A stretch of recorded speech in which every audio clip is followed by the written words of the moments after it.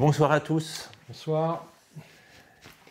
Aujourd'hui, on a terminé le Tadelak dans la salle de bain. C'est un enduit décoratif marocain qu'on retrouve dans les hammams, qui a une texture qui est super belle.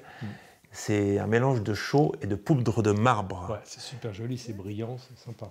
Voilà, et puis on a fait un enduit, un ocre rouge qui donne un enduit un peu saumon. Saumon foncé, c'est magnifique. Ouais. Évidemment, j'ai voulu faire ça, tu m'as dit Jean-Marie, c'est pas évident. Mais j'avais dit, c'est un truc de spécialiste, moi j'avais jamais fait. Donc... Alors moi j'étais tout content, j'attendais ce moment parce que c'est super. Et puis c'est pas si facile que ça à faire. Parce qu'il y a 2 couches, premier jour, ça fait des bulles. Ah, les bulles. Et puis le deuxième jour, j'ai mis moins d'eau. Et puis on arrivait mal à le serrer, c'était compliqué. Et à chaque fois, on se dit, mais comment on va terminer? Et comme toi, tu t'étais occupé principalement du parquet et moi du Tadelak, je t'ai proposé d'échanger pour terminer le parquet et toi terminer le Tadelak. Ça nous faisait des vacances. Voilà, ça permet d'une activité qu'on aime bien, qu'on l'a fait trop longtemps, et ben le fait d'échanger permet d'avoir du renouveau. Ouais. Et une manière de faire différente. Ah bah complètement. Parce que moi je faisais du tiron et toi tu as tiré sur le côté. Ouais.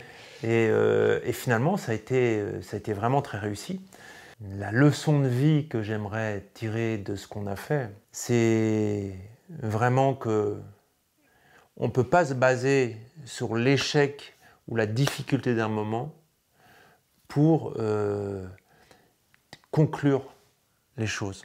Oui, non, faut travailler dans la patience, hein, faut être, pas être obstiné, mais faut s'accrocher quoi, jusqu'au bout.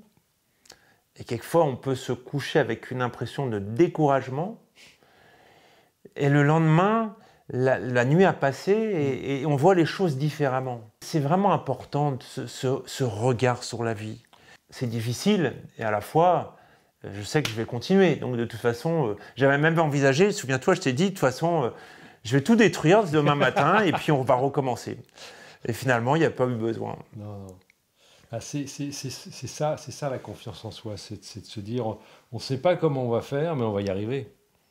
C'est quand on a déjà eu plusieurs réussites, dans différents domaines, à la fin on se dit, j'attaque un nouveau truc, mais de toute façon, je me suis toujours sorti de toutes les embrouilles, celle-là, c'est une autre, puis ça va marcher, quoi. Ça me fait penser aux accords Toltec. Oui, tout à fait. Ne pas faire de suppositions. Et oui, c'est ça, c'est un des accords, un des principes, ouais.